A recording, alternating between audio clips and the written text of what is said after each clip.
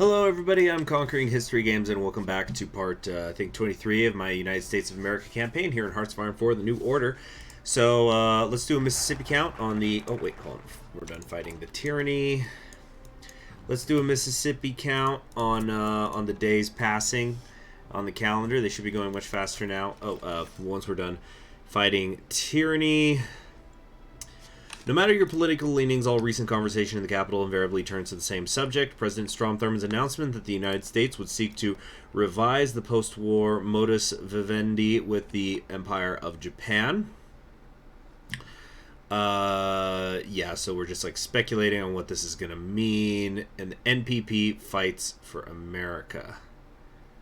Let's see. A senior RD policy aide who asked not to be named panned the NPP policy is dangerously reckless with little consideration for de-escalation. It's all fun and games, they remarked, until the nukes fly. So political power goes up, which is nice. Having said that, we're going to increase RD unity. Now, let's see. Yep, presidential election season has begun. It's a long way to November, indeed. So what we're gonna do is I wanna get used to because I really need to start doing the Senate stuff more. So what we're gonna say is we're gonna vote R&D and we're gonna unlock the decisions to campaign for them. And so I want to get in the habit of doing this a lot more.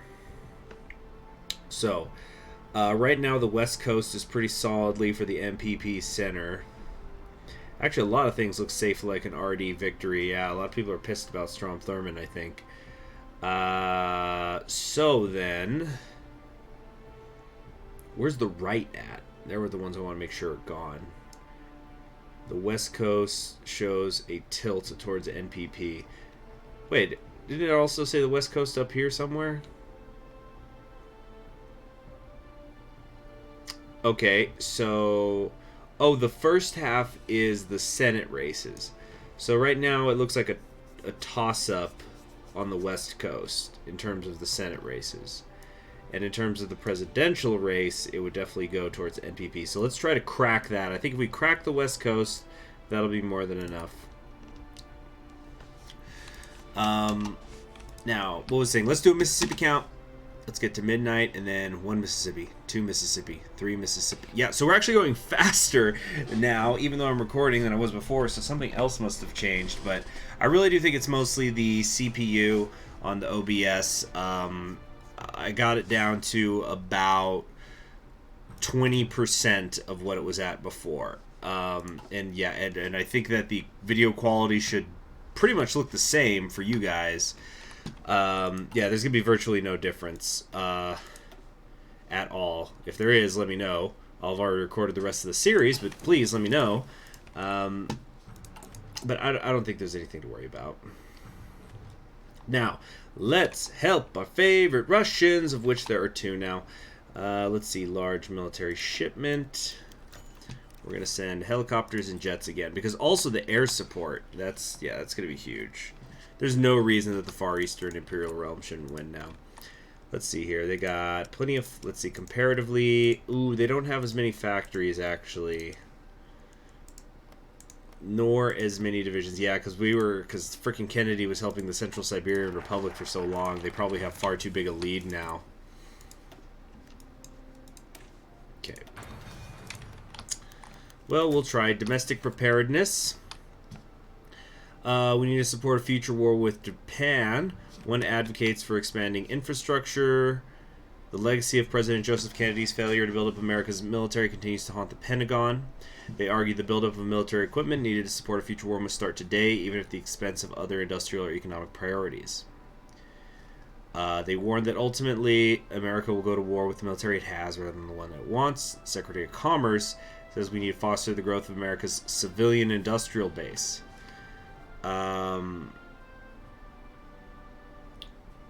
The wholesale diversion of American hyper-militarized economy, shift to freedmen, shift civilian. Okay. So I'm a little bit confused here. I think the saying, okay, if I do military will have its material at any cost, that means we go into military equipment building now, Or the raw industrial might says, no, we don't need to be in military factories. We need to make civilian ones, and then that'll help us build everything else later. I guess this ultimately doesn't matter, but is this what's going to determine... No, it looks like it can still go down either direction anyway. Let's do raw industrial might. And I think actually we could take both of these. Okay, we're going to still fire up the people because... this is the path if we have to choose. I want to go down, but I do want to see if these are... I don't think these are in fact mutually exclusive. We might just come down to the see all, hear all, and then work on the other stuff later. Although I like this idea of the decisions for building military factories. It'll be fun to just explore what those are, maybe. Because maybe it'll come down to something where if Japan just sees that, you know, maybe we have to kind of bluff them. If just we have a bigger army. Oh my gosh, their army is so much friggin' bigger than ours. But okay, generally speaking, if we had a bigger army, if we had more factories, then they just wouldn't even try it. They have so many factories and army, though. Oh my goodness. Wow. Okay. So yeah, I probably have to get to a point where I let's see, good R&D campaign. Good. Where I'm equal to or greater than them, and then they go, oh, we don't want to mess with America, let's back off. Doesn't help that the construction budget is so low. But hey, our liquid reserves are rising. That's something, right? Chromium, what do we need that for? Whatever. Okay, opposition campaigns doing something.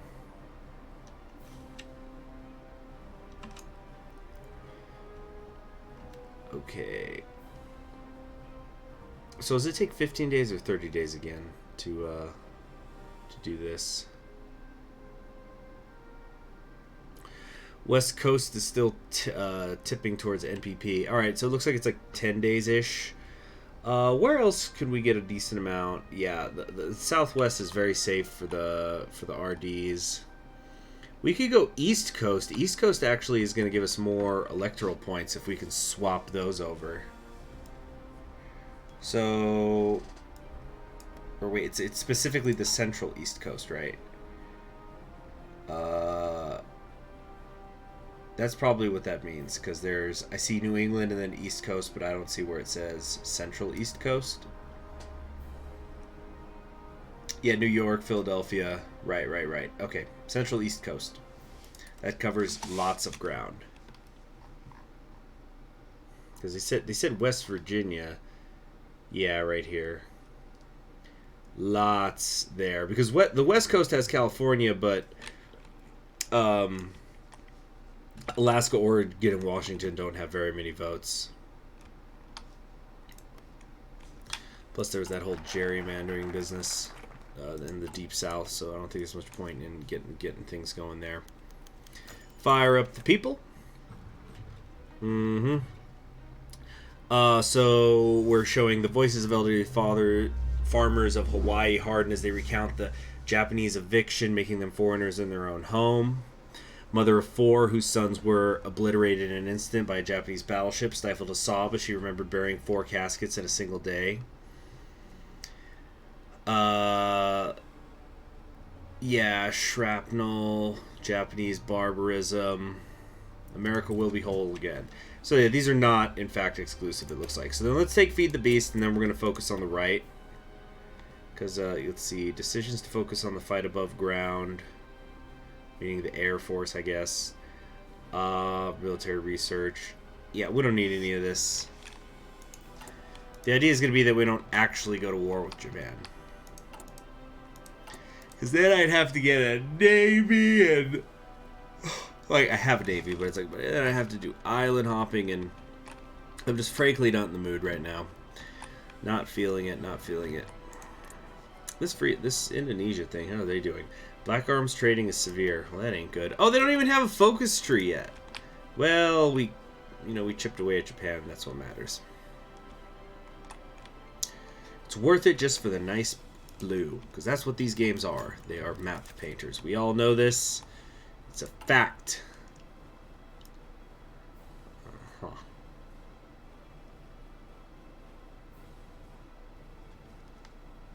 But I do need to get in the Hobbit habit moving forward. In the Hobbit. Get in the goddamn Hobbit, Shinji. It's smaller than me. But, I need to get in the habit moving forward anytime playing the U.S. to just manually do the things. I know it's like one extra thing that I have to worry about, but I need to manually do the campaigning. That way I could focus on the people I want to focus on. It's not enough to just do it passive. Okay, better infantry rifles are done.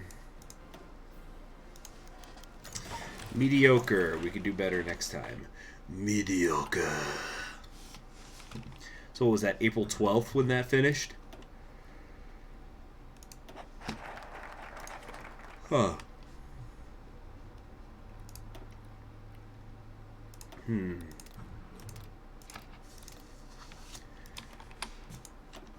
Okay. Now, community action. Let's take a look at the potential decisions that are here, though. Extremists are getting boosted. Yep, we are currently tied with Gus Hall in terms of party popularity.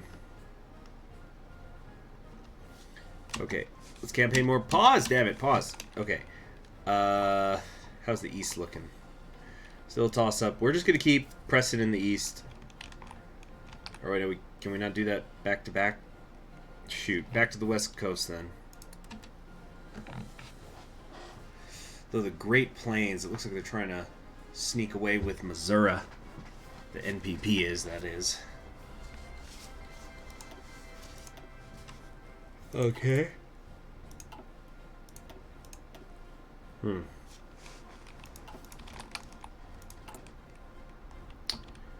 We could keep sending some more... Yeah, because this comes out of the CIA budget. Let's keep sending some help out here.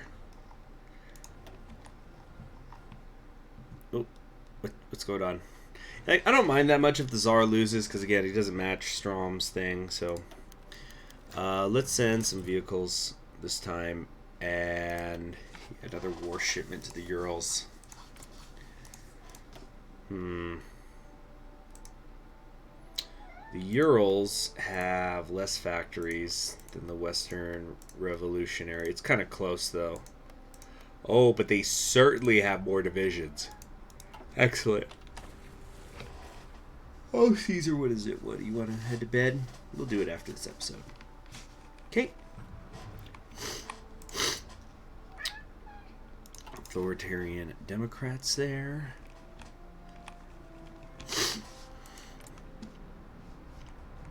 Yeah, they got to get India up and running in this game. You know, maybe they have. I don't know what actually the new update is. I haven't done it yet. But I haven't even looked at... I know it's going to break the save files, but I don't know what it entails. Got all this expertise. I haven't been researching anything either because, you know, I'm stupid. Why won't it let me do that? I have the expertise. Do I have the money? Let me just click anything. Oh, okay, yeah, so there's something there, but whatever. Whatever. Fighting for America. Where's the decisions with the military factories? I don't see that anywhere. Thought that was supposed to be a thing. It's not here at the top. Let's close that. Yeah, it's not here. Poll's been updated. Huh. And let's send in... Yeah, just keep sending those shipments.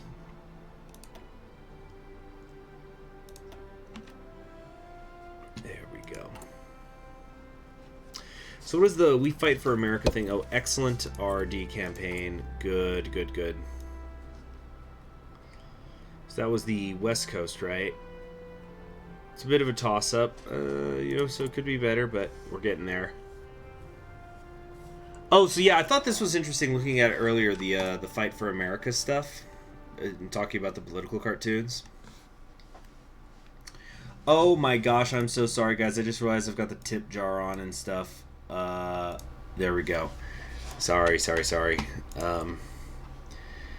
Anyway, was I doing that in the last episode too? No, I don't think so. Oh, that's opposition campaign. Yeah, so this is interesting. One of the changes in American society from the war was the changes in the depiction of the Japanese in cartoons and posters.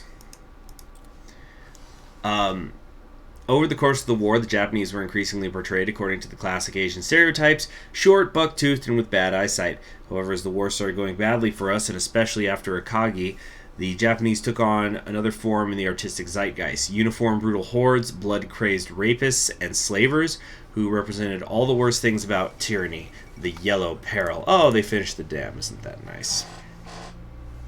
Some at our party may balk at the racist connotations of these portrayals, but if we employ them strategically and subtly, and contrasted with the good Asians we fight to rescue, probably meaning the Indonesians and the Philippines, this can help give our commercials, our posters, and our films the edge to really portray our fight not only as one against the illegal and unjust Akagi Accords, but against the violence of tyrannies yet to dawn over Asia and the Pacific. Snapshots from Stonewall, so still some more stuff going on here. As I'm writing this, a pair of young men in their 20s perhaps, one Latino, one Caucasian, are swerving to the aching beat of Satisfaction. Is that the,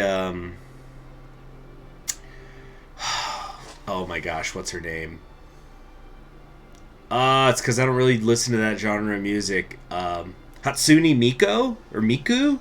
The she was like made by the Japanese music company, and she does concerts, and she's like a hologram. But doesn't she have that song Satisfaction? It goes like ba ba ba ba ba ba ba ba ba ba. I'm joking, of course. That's ridiculous. They would never play Japanese music in this America at a dance club.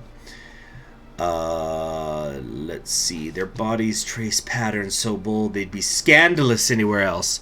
But here, in the trace of lips and hands on waists, it achieves careworn familiarity, like an elder seamstress fixing an old cardigan.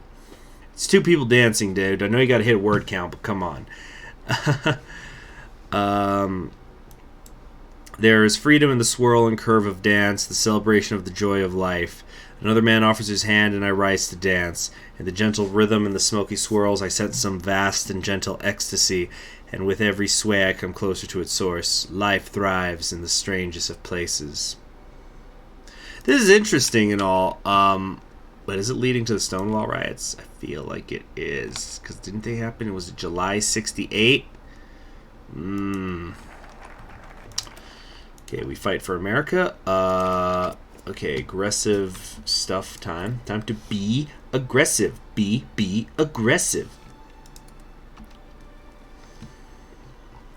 Okay. I know that you could just add this up manually if you had to, but I really wish there was, just for convenience sake, something saying, hey, this is what it looks like right now, if the election happened today. But I feel pretty safe that the RD has this. Especially, yeah, if we could take the we, meaning the RD party, could take the West Coast, it'll really be over. West Coast and Central. I'm just ignoring this Deep South thing because there's that gerrymandering that's going on, so you can't trust this. Alright, research slots. What's all this? Advanced anti-air. So let's get some of this, actually. Now I got that song. So I think that's like one of only 2 Hatsune Miku songs I sort of know. It's like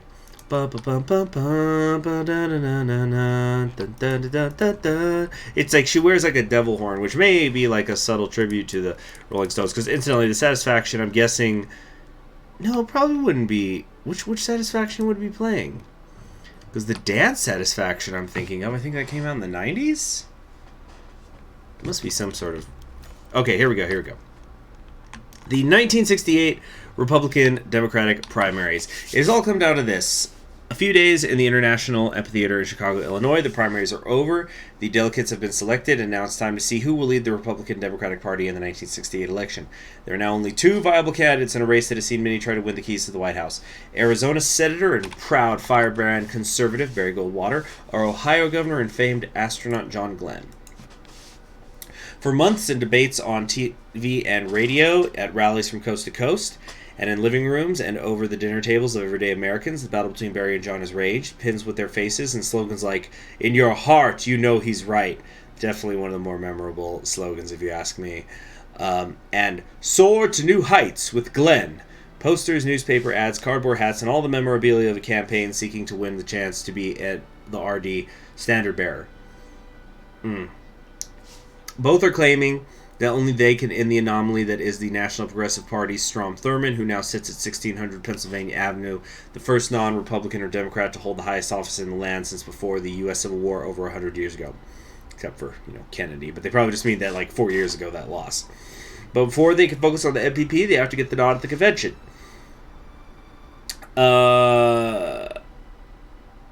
Okay.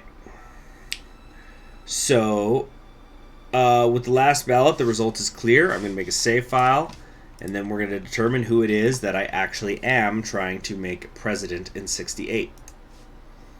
Time for the big reveal. The president, which has been my end goal this entire time, John freaking Glenn. That's right. We're trying to go to space, people. Because, let's see, there's some Dai Li anti-Nippon conspiracy stuff going on over here. But, yeah, John Glenn can take America to Mars. And the instant I heard that, I said, I don't even care what else he does. If he does nothing, if we're going to Mars, that sounds fun. I want to do it. And I'm sure that there are other things that we could do in his presidency. But I like the idea of going to Mars and then declaring that we've won the space race. Because one of the... I've talked about it in this series and in other ones. Just the kind of a... To use the word we saw earlier, zeitgeist. A zeitgeist pet peeve of mine is that whole idea of that the space race ended when the United States put a man on the moon. But it's like everybody, and it's not just the United States who does it, like everybody wants to, oh yeah, she's been reelected. New portrait too, I like that detail. So that idea that every country involved in the space race, even like Germany or whatever, but like every person from their own individual country has their own standard of what constitutes the quote unquote end of the space race. So it's like if you're judging by who orbited the Earth first, who was the first person in space and things like that, and many other things, then the Soviet Union very, very clearly won the space race. But if like you're talking about actually getting on the moon, getting a man on the moon, well, the United States wins. But it's like it's one of those things. If the Soviet Union had managed to land a man on the moon before the United States, what would have been next? Would the United States have just said, okay, but who's going to be the first ones that can build a base on the moon so people can live up there? You just put that goalpost on a dolly and you drag it and drag it and drag it. So like, and that happened at the very start of this campaign. Germany lands on the moon, and so Japan says, well, we're going to go to Mars. And then Nixon says, well, we're going to make a base. And so that'll really be the end of the space race or whatever. And obviously things got distracted. I don't know what happened in Japan, but I know Caesar. I know that like the United States, we got a little distracted with an impeachment. Okay, so the NPP is doing their thing now. So, wow, I wouldn't think that... Strom Thurmond would be smart enough to not run himself. Or no, it sounds like he did. Let's actually read this. It's been a long and because like he's very unpopular. It's been a long and bruising primary season from the first votes in New Hampshire right up to the... Caesar, what the heck are you doing? It has been a long and bruising primary season from the first votes in New Hampshire right up to the convention for the National Progressive Party held in Miami Beach, Florida. But the NPP is in a precarious position. The incredibly unpopular President Strom Thurmond, having only become president in the aftermath of the assassination of Robert F. Kennedy and then proceeded to dismantle his predecessor's legacy, has next to no chance to be nominated to win a true term. Thurmond has been sidelined from the beginning of the primaries, placing last in the New Hampshire primary in February with a dismal 0.5% of the vote and being forced out. Into this chaos, two front-runners... this is kind of accurate because if I remember correctly, 68 was the first time that there was true primaries, like actual voting primaries in American history. Most of the time they would just figure it out at the convention.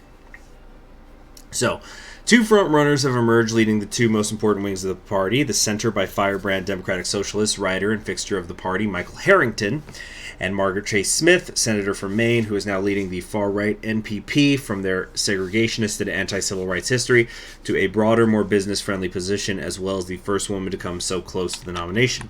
While there have been other candidates, some have won delegates in votes across the country, it has become clear that only Harrington and Smith stand any chance at winning the convention and the nomination. Slogans like "We like Mike" and "MCS for POTUS," so Micus for POTUS, along with chants for MCS and Harrington, have filled rallies and meeting halls across America for months. Campaign buttons, signs, posters, hats, and many other soon-to-be collector's items are proudly worn and displayed to show who they think should be the leader of the MPP to finally break the Republican-Democratic stranglehold on the White House. But it all comes down to the final ballot. After a long, grueling debate, the winner is... I don't know, who should we have it be? Because this could potentially be president, whoever it is.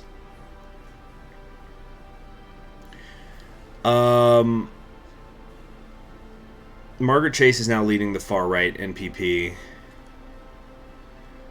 But she's trying to go more business-friendly.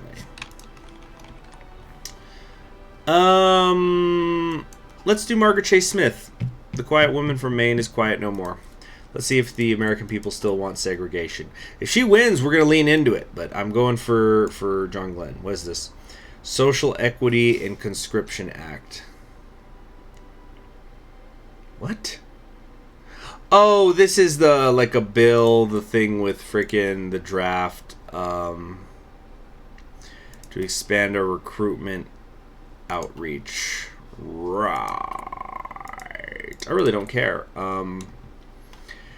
There's no room for compromise with Republicans. There's plenty of room for compromise with the Democrats. 36 of our party's senators support the bill. All 5 of our own senators support the bill.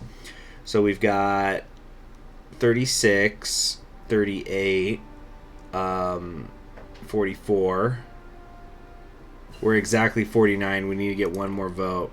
So, one undoubtedly a pet cause of the far right, the center has thrown their support behind the SECA and helped it reach the Senate floor. Hold on a sec. We got some more free military factories here. I don't even know what I want to put this into. Oh yeah, I guess the tanks, because we're out of those. Framed as an egalitarian bill to stop fortunate sons from using university to avoid the draft, the bill will abolish all educational draft deferments. Republicans and Democrats balk at the bill, with Republican technocrats hand-wringing about its effects on a research base, and Democrats afraid of losing their honors students overseas. Well, I guess we should try to pass it. I'm seeing the Democrats are the only ones who will do it because nobody else is willing to negotiate. And oh no, we lost another one. I'm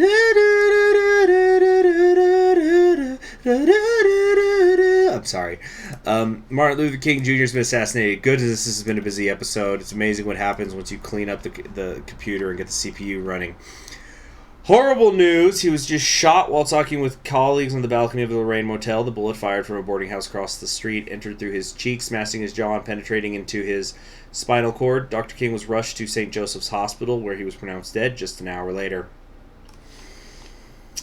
This tragedy must not be a mere partisan issue, but one that unites us all, sons and daughters of God, to a harder call. So there's going to be riots for a month. Basically, a lot of stuff is going to hurt us, and extremism is going to grow in the country. I think Yawkey is now making an appearance again. England and Scotland's at war. Margaret Thatcher is running wild out there. Scotland's been getting ready for this. That's why they've had their military government, right? And I think now we can do some more campaigning. Okay, so it's a toss-up in the West, and we just worked on the East Coast. Let's keep working the East Coast. Massage it, baby. By the way, if anybody here is, well, I'm sure if you're watching this video, you've already watched it because I probably have already put it out. But I wanted to put a silly video out. This is a video. It's an idea I had a few days ago. It was late. I was tired. I was drinking, and I wanted images from a funeral. Yep. More tears and grief than any human mind could possibly comprehend. At the end, everyone sings, "Everyone shall overcome," and everyone prays they will someday. So Martin Luther King's dead. I wonder how that would have been treated in a Bobby administration. Like, would that be a whole thing? So, we've gutted the educational deferments for military conscription. There have been riots on campuses, and the National Guard is struggling to keep the situation under control. We need to share the burden of service. Briefly touched on his own decorated service with the 82nd Airborne during the war. No more fortunate sons. So we're no longer going to have educational deferment, and instead we're going to have no draft exceptions. Yet another one of the things that's available here in the new order. So that's yeah, over here. So when we had the deferment, that helped our research speeds. That was like, that's what the Republicans were worried about us losing. But now we get a higher recruitable population factor. But actually, oh shoot, I didn't realize that our monthly academic base gain was going to actively be dropping. But now the Republican Democrats look better. So that actually is all working out, isn't it? Ready for war. What was I just saying a second ago? Contacts in West Siberia. We're opening relations with them. Okay, yeah, basically the Urals are like, hey, let's be friends. And I'm saying, yeah, let's be friends. I like that. So yeah, we just had to do that one negotiation and we were able to pull it off. Let's send another large military shipment. Why not some infantry equipment? They're gonna have to fill in the the front lines and things like that. Technical support. Yeah. Just keep helping these guys out. They're going to start going to war in a few months here. I think it's at the start of 1969 that stuff happens. Look at us having factories to be able to build agencies again. What a concept. Message to America. So basically the West Russian Revolutionary Front is saying, look, Germany's the real enemy here. But I just realized how long this episode has gone. So we're going to call it there because there's already been quite a lot that has happened. Very exciting. So I'm going to end today's episode. I'm actually going to go to sleep now for the night. And then tomorrow, the idea would be that let's at least get to Glenn and let's get some things happening in that mode. And I think Glenn will be the last president we have because I don't think they have elections in 1972, at least not right now in the new order. But I think just seeing, let's just get us to Mars and then we're going to call it a day. I actually don't know how Glenn's tree is going to work, so it's going to be interesting.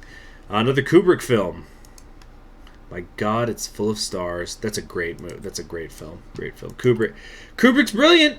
What else? What is there to be said about Kubrick that hasn't been said before? But anyway, yeah. So once we hit Glenn, we're going to try to get to Mars, and once we do that, that's when I think we're going to call it a day. Another Supreme Court justice has died. Let's put a conservative in there as well. But if there's like other interesting things to do with him, we of course will do them. And I'm not trying to rush this campaign necessarily, but as you can see, I'm not pausing it right now. I'm letting the clock tick while I, ready things up here. So, ready for word. Okay, so that's it for today. I'm Conquering History Games, and I'll see you in the next episode. Bye.